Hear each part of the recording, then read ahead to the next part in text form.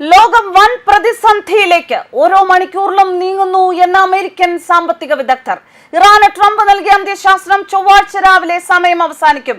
ഈ സമയത്തിനുള്ളിൽ ഹോർമൂസ് കടലിടുക്ക് തുറന്നില്ല എങ്കിൽ ഇറാന്റെ എണ്ണപ്പാടം, പവർ പ്ലാന്റുകളെല്ലാം കത്തിക്കുമെന്ന് ട്രംപ്. ഒരിക്കൽ ഇസ്രായേലിനെ ശാസിച്ച് നിർത്തിവെപ്പിച്ച് ഇറാന്റെ എണ്ണപ്പാടം കത്തിക്കൽ തുടരാൻ ഇസ്രായേലിന് അമേരിക്ക അനുമതി നൽകും. മറുവശത്ത് നിലപാട് കടുപ്പിക്കുകയാണ് ഇറാൻ. അവസാന ശ്വാസം വരെ പോരാടിയാലും കീഴടങ്ങില്ല എന്നും ശത്രുവിനെ കടലിൽ താട്ടുമെന്നും ഇറാൻ പ്രസിഡന്റ് പെസഷ്കിയാൻ. ഇറാന്റെ പവർ പ്ലാന്റുകൾ ആക്രമിച്ചാൽ ഗൾഫ് രാജ്യങ്ങളുടെ കുടിവെള്ള പ്ലാന്റുകൾ തകർക്കുമെന്നും ഇറാൻ. ഗൾഫിലെ എണ്ണപ്പാടങ്ങളിലേക്ക് മിസൈലും ഡ്രോണും അയക്കുമെന്നും ഇറാന്റെ ഭീഷണി. ചുരുക്കത്തിൽ മിഡിൽ ഈസ്റ്റ് കരിയും പുകയും ഉയരുന്നു. ആശങ്കയുടെ നാളുകൾ, മണിക്കൂറുകൾ. കീഴടങ്ങാൻ യുഎസും ഇറാനും തയ്യാറല്ല. യുദ്ധം നിർത്തില്ല.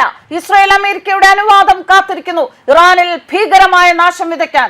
ഇതിനിടെ പ്രതിസന്ധിയുമായി ബന്ധപ്പെട്ട് ലോകരാജ്യങ്ങളോടായി ഇന്ത്യൻ പ്രധാനമന്ത്രി നരേന്ദ്രമോദിയുടെ പ്രസ്താവന വന്നിരിക്കുന്നു. അതിങ്ങനെ: പശ്ചിമേഷ്യയിലെ സംഘർഷം ആശങ്കാജനകമെന്ന് പ്രധാനമന്ത്രി നരേന്ദ്രമോദി. ലോക സാമ്പത്തിക മേഖലയ്ക്ക് തന്നെ വെല്ലുവിളിയാണ് സംഘർഷം. ഇന്ത്യയുമായി വ്യാപാര ബന്ധമുള്ള രാജ്യങ്ങളിലെ സംഘർഷം അപ്രതീക്ഷിത വെല്ലുവിളിയാണ് ഉണ്ടാക്കുന്നതെന്നും അദ്ദേഹം പറഞ്ഞു. ലോക സാമ്പത്തിക മേഖലയ്ക്ക് തന്നെ വെല്ലുവിളിയാണ് സംഘർഷം. ഇന്ത്യയുമായി വ്യാപാര ബന്ധമുള്ള രാജ്യങ്ങളിലെ സംഘർഷം അപ്രതീക്ഷിത വെല്ലുവിളിയാണ് ഉണ്ടാക്കുന്നത്. ഇതിന്റെ മറുവശം ഏറ്റവും വലിയ ഊർജ്ജക്ഷാമത്തിന് ലോകം സാക്ഷിയാകാൻ പോകുന്നു എന്ന് അമേരിക്കൻ വിദഗ്ധർ. ഇന്ത്യ ആയിരിക്കും ഇതിന്റെ ഏറ്റവും വലിയ ഇര എന്നും മുന്നറിയിപ്പ്. ഇന്ത്യയിലെ ദരിദ്രമായ എണ്ണശേഖരം തീരുകയാണ്. ലോകത്തെ ഏറ്റവും വലിയ ജനസംഖ്യയുള്ള രാജ്യമായ ഇന്ത്യയെ പ്രതിസന്ധി തുറച്ചു നോക്കുന്നുവെന്നും വിലയിരുത്തൽ.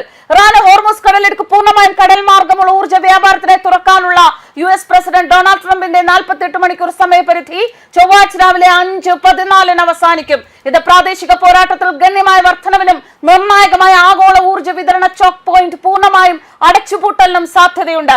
ഇരുവശത്തു നിന്നും വലിയ ഇളവുകൾ ലഭിക്കാതെ ഒരു വെടിനിർത്തൽ, അനുയോജ്യമായ പരിഹാരം അസാധ്യമാണെന്ന് തോന്നുന്നു. അതേസമയം തുടർച്ചയായ പോരാട്ടം ആഗോള ഊർജ്ജ വിപണിക്ക് കൂടുതൽ വിലക്കയറ്റത്തിന് ഭീഷണിയാണ്.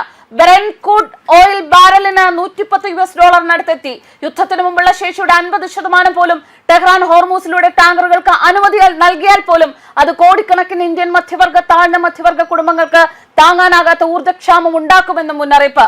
കേരളത്തിൽ തന്നെ ഇന്ന് 23-ന് രാവിലെ അനേകം പമ്പുകളിൽ പെട്രോൾ ക്ഷാമം മൂലം ബുദ്ധിമുട്ടി. പല പമ്പിലും എണ്ണ തീർന്നുപോയി. ബംഗാൾ, തമിഴ്നാട്, അസം, കേരളം എന്നിവിടങ്ങളിൽ ഉയർന്ന രാഷ്ട്രീയ സാധ്യതയുള്ള തെരഞ്ഞെടുപ്പുകൾക്കായി തയ്യാറെടുക്കുമ്പോൾ ഭരണകക്ഷിയായ ബിജെപിക്ക് ഇത് തിരിച്ചടിയാകും.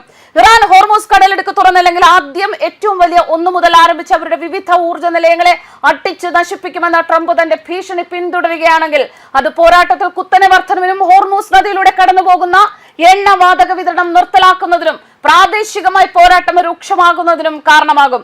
ഇറാനിയൻ സൈന്യം ഇതിനകം തന്നെ തങ്ങളുടെ ഊർജ്ജ നിലയങ്ങൾക്ക് നേരെയുള്ള ആക്രമണങ്ങളെ നേരിടുമെന്ന് ഭീഷണിപ്പെടുത്തിയിട്ടുണ്ട്.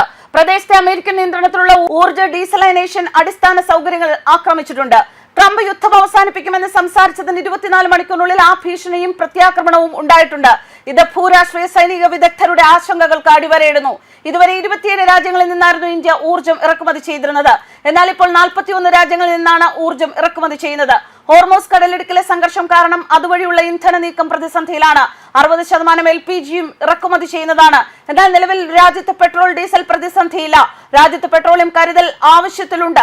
53 ലക്ഷം മെട്രിക് ടൺ റിസർവ് രാജ്യത്തിനുണ്ട്. രാജ്യത്ത് ആവശ്യമായ ഭക്ഷ്യോൽപ്പന്നങ്ങൾ ഉണ്ടാക്കുന്നുണ്ട്. രാജ്യത്ത് യൂറിയ ഉൽപാദനത്തിന്റെ നിർമ്മാണം വർദ്ധിപ്പിച്ചിട്ടുണ്ട്. കർഷകരുടെ എല്ലാ പ്രതിസന്ധികളിലും രാജ്യം കൂടെയുണ്ട്. 6 യൂറിയ നിർമ്മാണ പ്ലാന്റുകൾ രാജ്യത്തുണ്ട്. അതിനാൽ രാജ്യത്ത് രാസവള പ്രതിസന്ധിയില്ല. News desk കർബാനോസ്.